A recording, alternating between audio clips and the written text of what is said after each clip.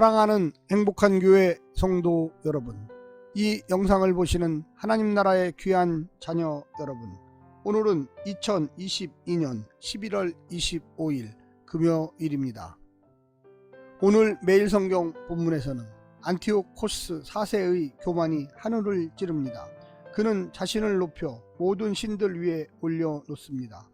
셀류코스 왕조의 지배 아래 있는 민족들을 통합할 수 있는 가능성을 헬레니즘에서 찾는 안티오코스에게 종교는 정치의 봉사자여야만 했습니다. 그는 이를 위해 아폴로 대신 제우스를 셀류쿠스 왕조의 신으로 섬겼고, 예루살렘의 일부 세력은 그의 도움을 받아 유대교의 헬라화를 추진했습니다. 율법에 신실한 많은 유대인이 순교와 배교의 갈림길에 내몰렸습니다. 오늘 본문을 나누어 보겠습니다. 다니엘 11장 36절부터 39절, 안티오코스의 교만, 신보다 높다고 여기는 자, 강한 신을 공경하는 자, 복종의 대가에 따른 통치술, 40절부터 45절, 안티오코스의 애굽 원정과 죽음, 나라들과 유다의 침략, 일시적 승리, 태각과 종말, 12장 1절부터 4절, 영원한 생명의 약속, 마지막 때의 구원, 죽은 자들의 부활, 봉합한 글. 오늘 본문 다니엘 11장 36절부터 12장 4절까지의 말씀을 듣고 다시 오겠습니다.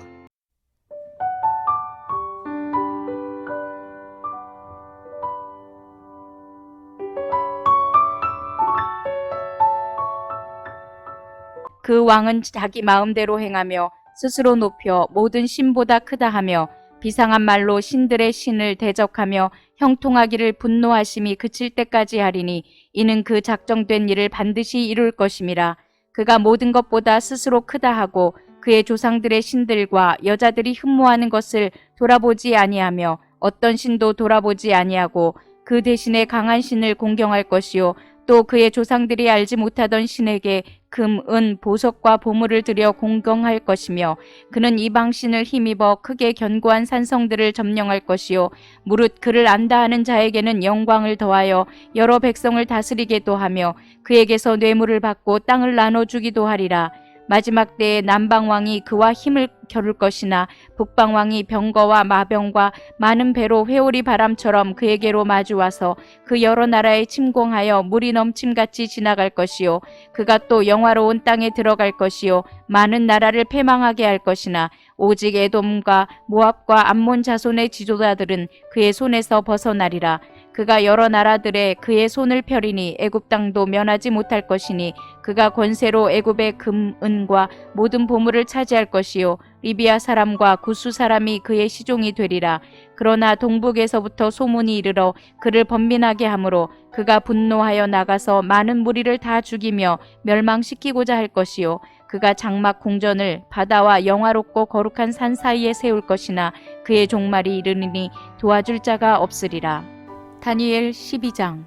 그때 내 민족을 호위하는 큰 군주 미가엘이 일어날 것이요, 또 환란이 있으리니 이는 개국 이래로 그때까지 없던 환란일 것이며, 그때 내 백성 중 책에 기록된 모든 자가 구원을 받을 것이라.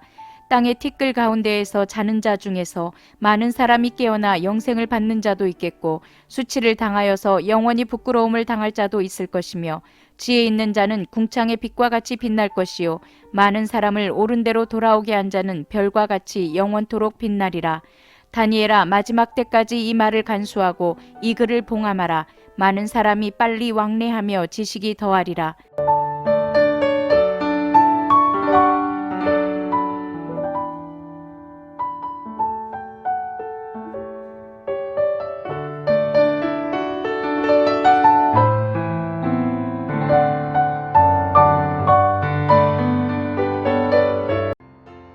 구약 성경은 하나님 말씀에 순종하며 사는 땅에서의 삶에 집중하고, 죽음의 현상과 죽음 이후에 관해서는 아무 관심을 보이지 않습니다.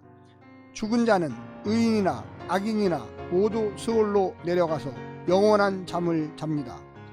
12장 2절은 구약 성경에서 개인의 부활을 명시적으로 언급하는 유일한 구절입니다.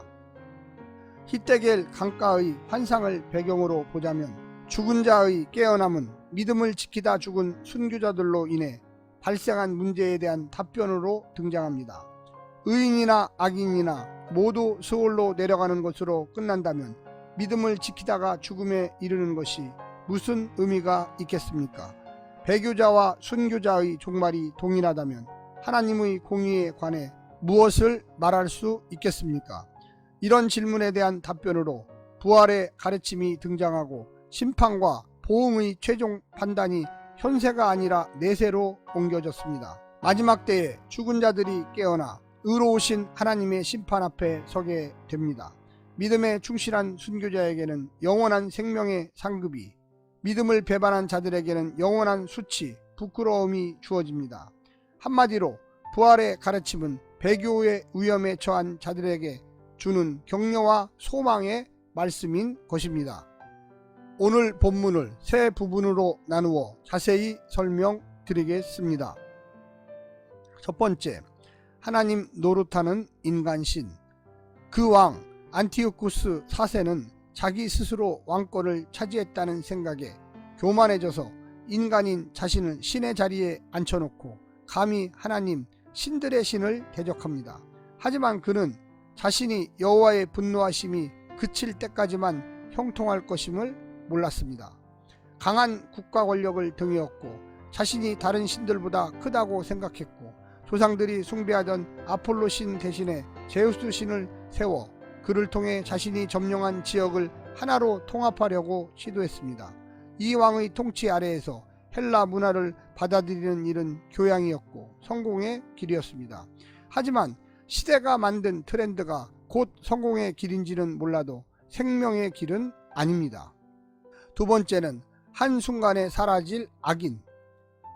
이집트는 물론이고 원정길에 있던 나라들까지 모두 안티오쿠스에게 점령당했습니다. 홍수가 온 땅을 뒤덮고 쓸어가듯이 그의 군대가 많은 나라를 휩쓸고 지나갔습니다. 결국 애굽 이집트를 유린하면서 금과 은과 모든 보물을 약탈하고 애굽의 동맹국인 리비아와 구스를 굴복시켰습니다. 원정길에 놓였던 유대 땅도 큰 피해를 당합니다. 하지만 이 절대 실세 안티오쿠스의 죽음은 갑작스럽게 옵니다. 그의 죽음은 그 어떤 외부의 힘이나 자기 자신의 문제 때문이 아니라 하나님의 주권적인 결정인 듯 저자는 말합니다. 수많은 사람들을 죽인 그가 죽는 것은 당연한 일인데 그 자신도 몰랐고 그를 추종하는 자들도 그에게 점령당한 자들도 몰랐습니다. 하지만 가장 강력한 자를 죽이심으로써 하나님은 자신의 왕권을 시위하셨습니다. 마지막 세 번째는 끝까지 믿음을 지키는 자. 믿음의 사람들은 혼자가 아닙니다. 큰 군주 미가엘이 하늘에서 바사 페르시아와 헬라 군주에 대항하여 싸워줄 것입니다. 미가엘은 이스라엘을 변호하고 악한 세력을 심판합니다. 미가엘이 개입하여 악의 세력을 완전히 끝장낼 것입니다. 그날이 분명하니 환난 중에서도 성도는 견뎌야 합니다. 혈통적인 이스라엘이 아니라 생명책에 기록된 사람, 믿음을 지킨 사람만 구원을 얻습니다. 개국 이래 다시 없던 환난 가운데서도 하나님의 말씀을 바르게 깨닫고 가르치며 많은 이들을 올바른 대로 돌아오게 하는 지혜로운 이들이 있습니다. 불의와 진리에 굴복하지 않고 끝까지 진리와 의를 고수하는 지혜로운 이들이 있습니다. 세상의 영광은 순식간에 사라지는 덧 없는 거질 뿐이지만 지혜로운 이들의 영광은 영원토록 빛나는 영광입니다. 사랑하는 성도 여러분, 이 영상을 보시는 하나님의 자녀 여러분, 오늘도 승리하십시오. 오직 주님만 바라보고 신앙생활을 승리하시기를 간절히 부탁드립니다. 샬롬.